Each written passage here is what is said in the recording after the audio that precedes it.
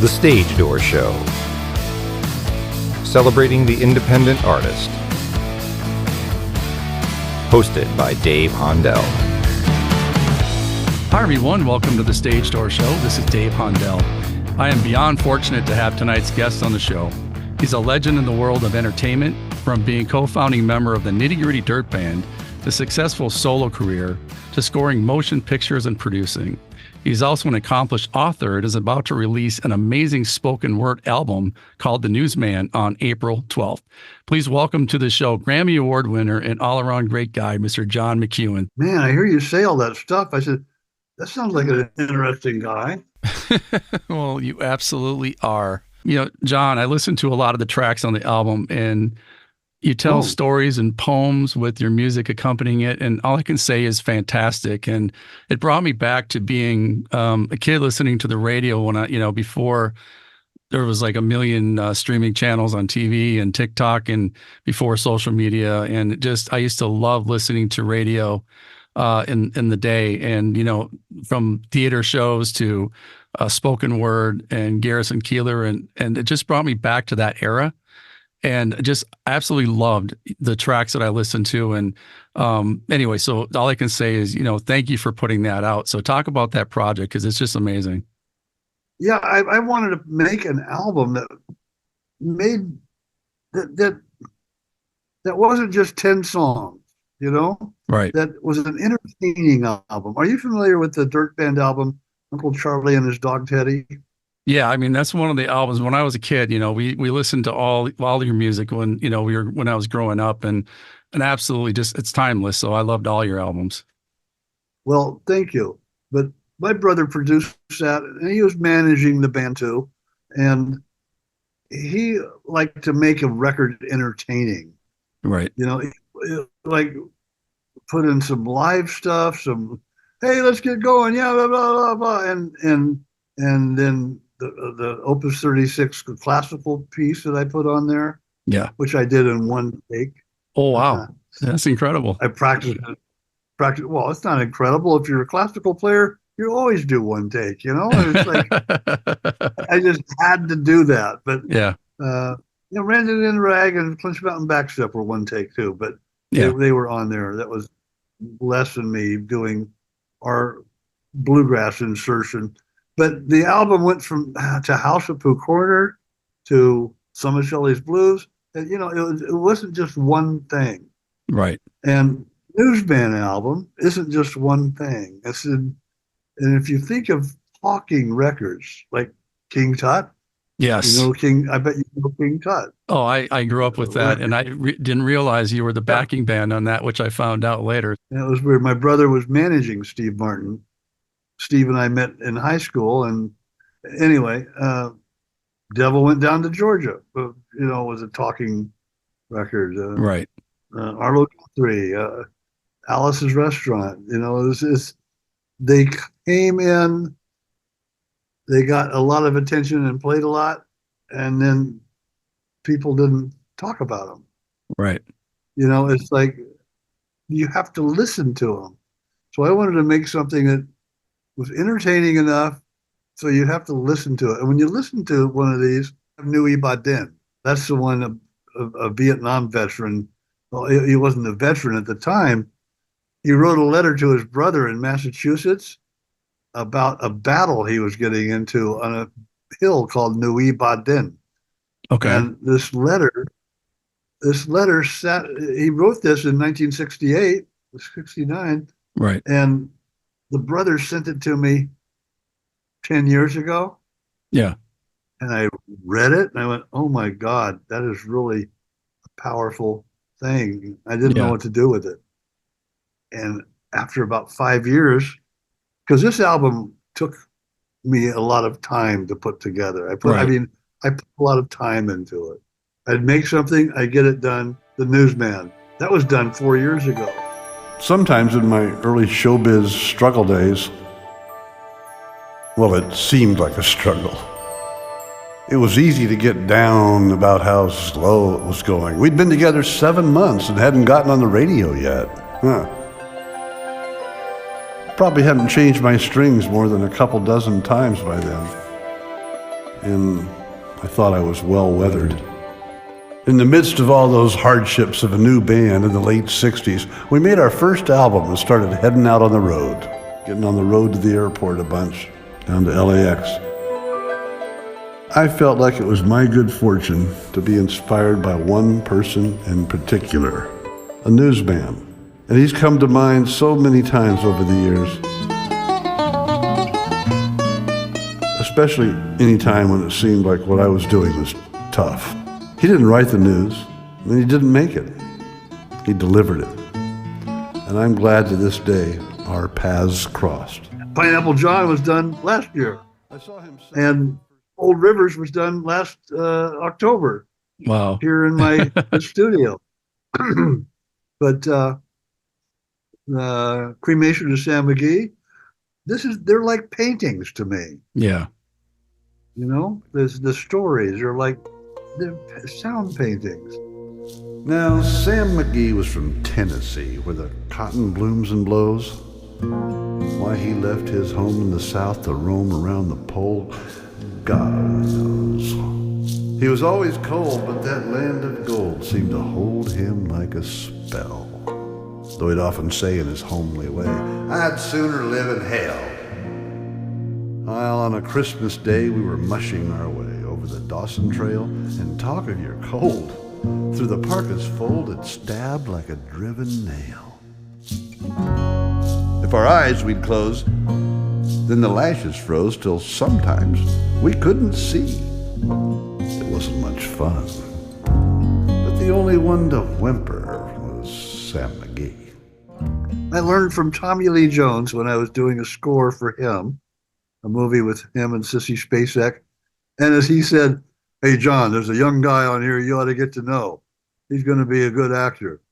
You know, he is a good actor. I said, what's his name? He's Matt Damon. I didn't get to know him. No. Didn't have time. Well, but, yeah.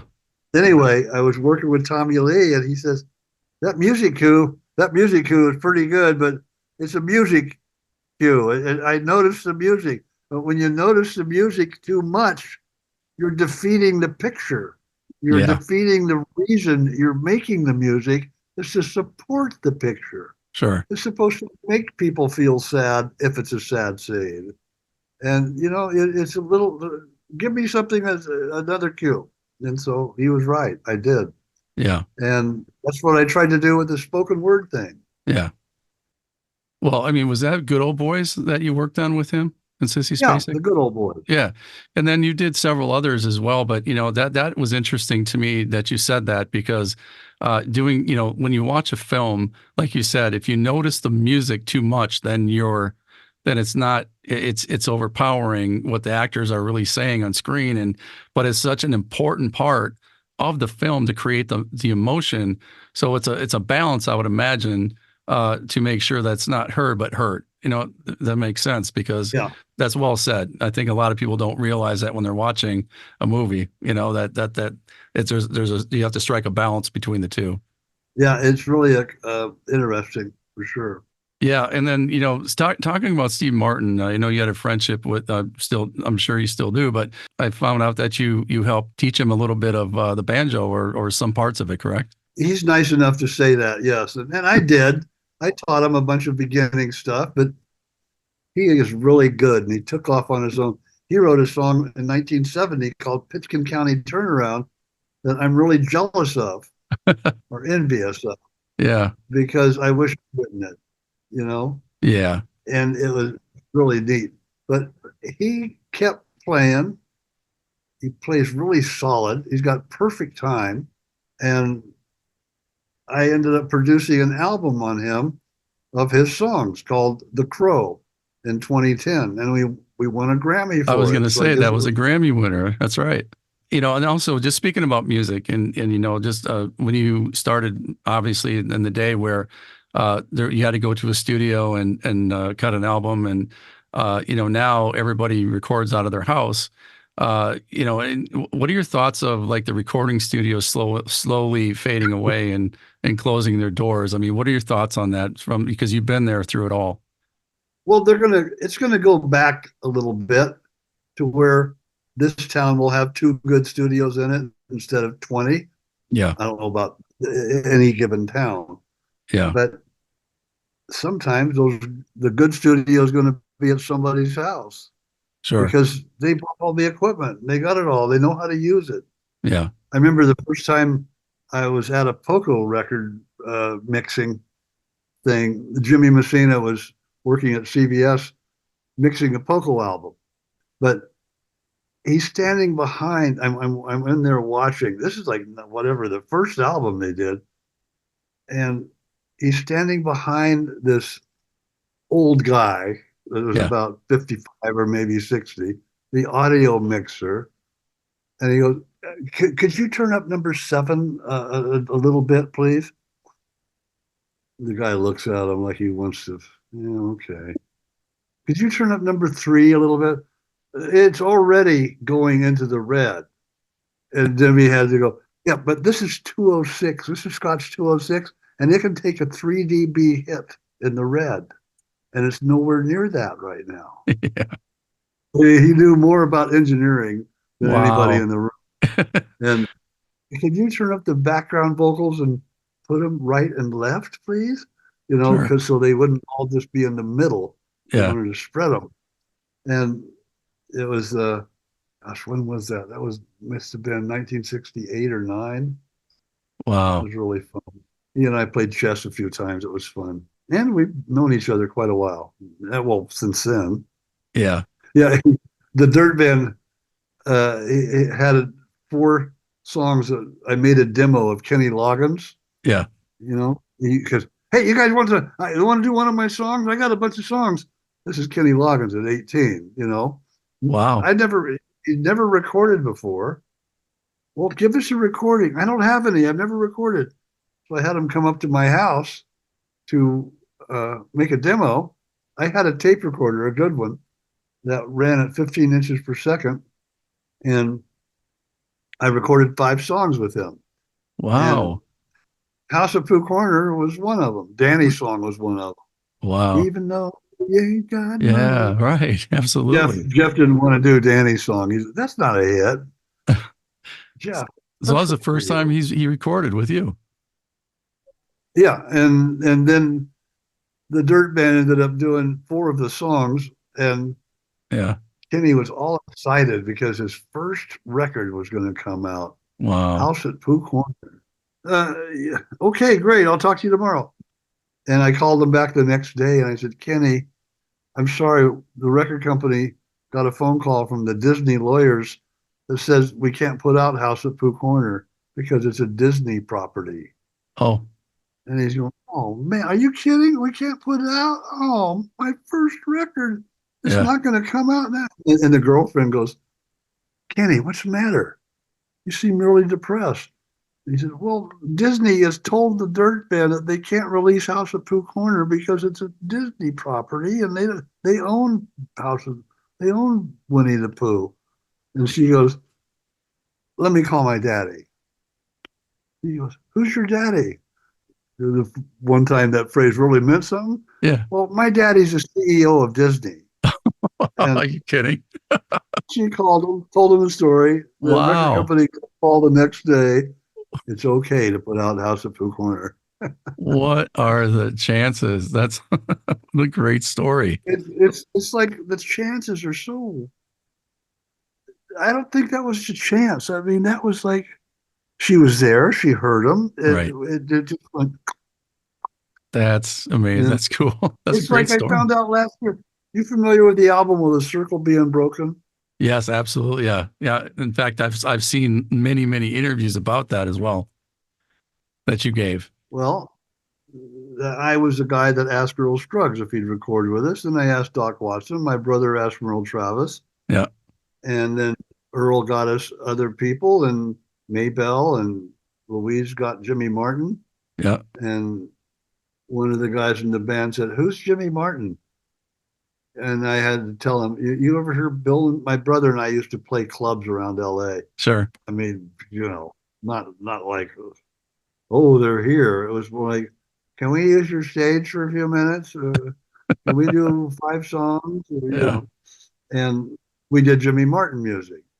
and you've heard Bill sing this. Oh yeah, that's Jimmy Barton. Oh, that's a good song. Well, they all came up to it. And what was weird is my brother's name was William E. McEuen. He's passed away now, but I didn't find this out till last year that the first recording of Will the Circle Be Unbroken was in 1914 or 15 in England. Wow. By a guy named William McEuen. Wow. Really? Yeah, wow. Really. William McEuen. Oh, and my goodness. It's like, I wish Bill was alive so I could say, yeah. Did you hear this part of the, there's a circle. Sure. Exactly. You're right. For sure. I mean, that's a great. How many names? There's billions of names in the world. Is it spelled the same way? One letter different. Oh, different. Okay. But it's the English way. Oh, okay. Anyway.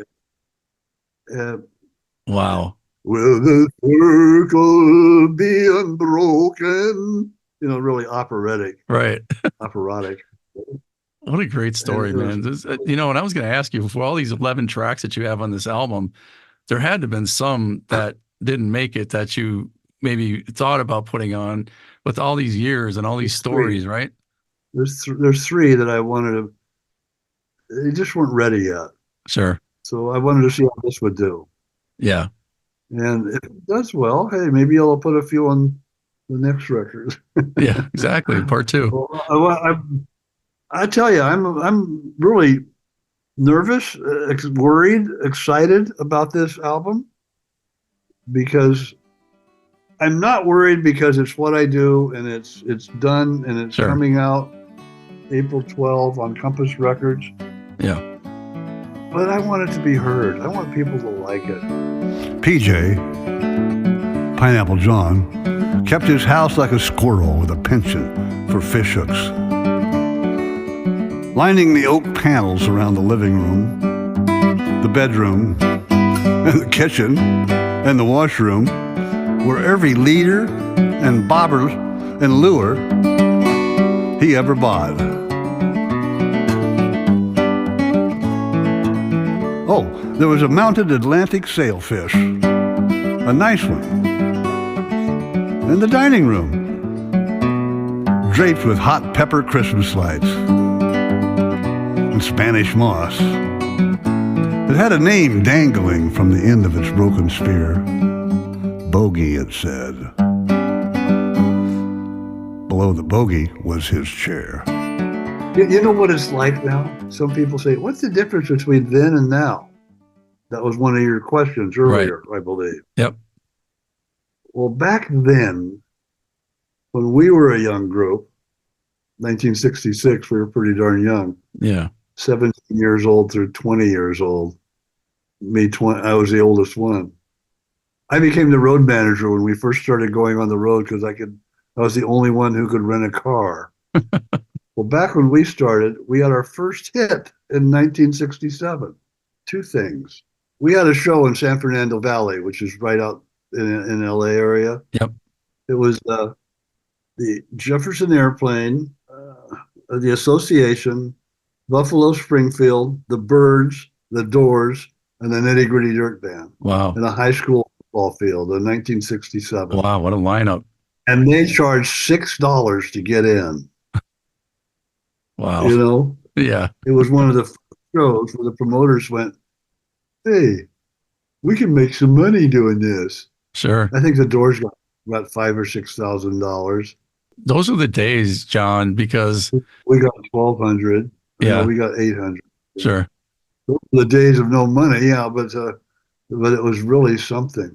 Yeah. And what was different about those days, if you wanted exposure, the first thing I heard was, it's not a money thing, but it's really worth doing. It's not a money thing. Yeah. I mean, for the people that are playing the music and singing and all that? Livelihood, yeah. Yeah, it's not money. We don't have a budget for that. Well, why are you doing the show? Well, because blah, blah, blah, blah. Yeah. It's good exposure. It's a really good exposure for you. It's not a money thing. Well, if you can if you can go do those exposure things Right. and not worry about the money and be glad you're playing, Right. I think it'll eventually become somewhat of a money thing. Sure. Because you have to make money. You don't want to be Van Gogh and make $8 a painting Right. and then die and have them be 12 million. But Yeah. I figured this. Imagine going into a baseball stadium, maybe a small one, 5,000 seats, Sure. 5,000 people, and you got a guitar, and you're supposed to go out to home plate and play a few songs before the game. And you go out and you play the songs, and you get some people start listening. And by the third song, they're singing along on something that they know. And the fourth song, yeah, okay, yeah. And then you leave. Well, imagine an audience member going out to home plate. He looks up at the stands. There's 5,000 people with guitars and banjos and fiddles and electric guitars and bass, and they're all playing different songs. Yeah. That's today. Right. Yesterday was the one guy for 5,000, and now it's one guy for 5,000 potential audience. Now it's one. Yeah. One audience. You know, I don't. For me as a consumer, I'm overwhelmed with it all. And I used to love going to the record store and picking out an album like a vinyl, and going home and reading the liner notes in it and reading who played background, and you don't have that anymore, unfortunately. And so what are your thoughts on that evolution? That is back to the time of when it started. When Edison put out records, he didn't put anybody's name on the record. Ragtime music. He didn't put who the piano player was. Opera music. He didn't put that it was Enrico Caruso. You know, another record company, Columbia, would say, "We've got the best female singer. Her name is." They would put the name Ella Fitzgerald or whatever on the record. Edison went out of the record business, but it's got to find something that will make it work. I don't think it's been found yet. But with companies like Sound Exchange, who are paying writers, I get a check from Sound Exchange every 3 months. That's a few $1,000s for airplay on digital formats, you know? Yeah. And it's a wonderful thing. It didn't exist 8 years ago. That's true. And going to be more. And supposedly Spotify is going to come around and pay a fair share. It's BMI and ASCAP are doing a good job for airplay and for music usage in public. Yeah. And BMI is real good, but it's in a state of flux right now. Yeah, for sure. But making money in this business, I just wanted to get the record out. Right. I'll hopefully it'll interest people, and more people will come to the concerts. I mean, I think you should tour with this this spoken word album, because I mean, it really is unbelievable. I can't wait to listen to every single track, because I think it's something you could tour with or do Broadway with even. I mean, I think it's that good. I think it's amazing. Yeah. Thanks a lot. Yeah, I really mean that. It's really amazing. And I love even the sound quality, the little bit of reverb that you put in it, and just like I said, with the backing, and you're a great storyteller. That's the one thing that I caught on, that I really took away from it. And it was their storytelling ability, and just the story itself was, they're all riveting stories. It's a really cool thing. But John, one of the things is, I think the generation today, where I call it a TikTok generation, where people don't have, if you agree with that, because there's a attention span issue right now, I think, where people, they scroll through TikTok on their phones all day long, and they see minute videos, 30-second videos, and then they move to the next. And I think it brainwashes them to not listen to something that's longer than that. And like I said, I grew up in the era where radio was the thing. I mean, you listen to the radio either in the car or at home. You only had a few stations, but thank goodness the station that we had in Minneapolis when I was growing up, it's called KEEY, and they used to play every night, every single night. They used to have like a live radio, almost like a theater. They'd have actors playing out a scene on radio, but they'd have sound effects and music, and the actors would act out these scenes. And then they'd also have like spoken word and poem. It's just amazing, and that's what I absolutely love. So the fact that you put this out brings me back to those days. And like I said, I know people just my age, but everybody I think needs to hear this. And I think it's like I said, it's just something that so unique that I haven't heard in years. So I think that's why I like it so much. Well, good. Thank you. That's a very well put way to put it. How old was I when I first seen Old Rivers? Oh, I can't remember when he went around. Yeah, that old fella did a heap of work. Spent his whole life walking plowed ground. He had a one-room shack, not far from us. Now, we was about as poor as him. He had an old mule he called Midnight Oil. I'd tag along after them. He used to plow them rows straight and deep. I'd come along there behind, busting up those dirt clods with my own two bare feet. Old Rivers, he was a friend of mine.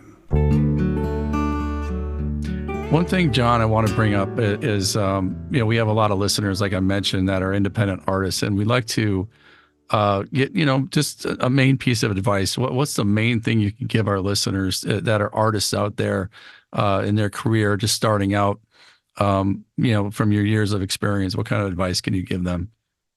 Make sure you like it, because there's not any money in the music business for 80% of the people, the bottom 80%. Now you get up to the top 20%, the 80 to 90 is looking pretty good, and then 90 to 95 is when you get to 95 to 100% of the top. Well, that's where Britney Spears or where Taylor Swift. Now Taylor Swift's her own country. That's true. Taylor Swift. Follow, read about people's success. Find out how Taylor Swift made it. Don't criticize her music. Look at her success. If you want success like that, read biographies in your off time. Biographies of successful people. Movie star biographies are fun sometimes. I mean, some of the old ones. Humphrey Bogart. I loved his biography where he said, "Now these new stars that don't want to sign autographs for the fans, they need to think about that, because those people are the ones that bought them their house that they're living in." That was Humphrey Bogart in the 50s. And anyway, love what you do, because if you love what you do, it doesn't matter if you're getting paid. You're doing something you love. And that's what I'm doing right now. Yeah, very good example. Yeah. And I think something will come from it. Yeah. I mean, you spent time to dress your set nicely. Got a little lamp back there. You got lighting, and you're well lit and everything. And that might catch a nerve of somebody. I hope it does. That's great. No, it's great advice. I mean, our listeners, I know, are going to appreciate that. And I've heard that more than a few times where we'll have celebrities on like yourself and people that have been in the business for years, and say the first thing they say is love what you do. That's the first thing everybody says, because you have to love what you do in order to continue to do it without, like I said, getting paid. And like I said, if you do it enough, like you said, eventually something will happen. So appreciate that. My last question, John, is you've left a great legacy of entertainment, music, and everything else you've done. Well, what do you want to leave, when it's all said and done, your fans, when they think of John McEuen, your legacy? I wanted to talk about how they laughed sometimes, and how they like some of the melodies that I came up with. Like there's a song I do on stage I call it Acoustic Traveler. And how did I write it? I put a bunch of numbers representing the chords. I just threw them on the table and messed them up. And okay, I'll take those. And that was my chord chart. Okay, now I got to play the guitar. Anyway, I needed another song for an album, and that came out really pretty, and people love it. And I mean, they like it as much as Bojangles, and it's the audience that goes over. And if people can like some things that I do like that, that'd be great. If they can laugh about some things that I've said, like I had a dog when I was a kid. I had an East German Shepherd, actually, East German. It kept people in my yard, you know, stuff like whatever. Yeah, that's funny. And he was a nice guy. He helped me. I've helped a lot of people, and I'm glad of it. I'm hearing more about it lately than I realized. Yeah, well, you are a great guy, and just appreciate, just the legendary career that you've given us and let us enjoy and be a part of it. And, first of all, I'm honored to have you on the show, and I appreciate you taking the time, and thank you so much. And much success in your spoken word album. We're going to get it out as much as we can on our show. And, I appreciate everything that you, like I said, you've done over the years. So thank you for joining us. Well, thank you. I appreciate you having me. Like I said to my mother, thanks for having me. That's great. Thank you.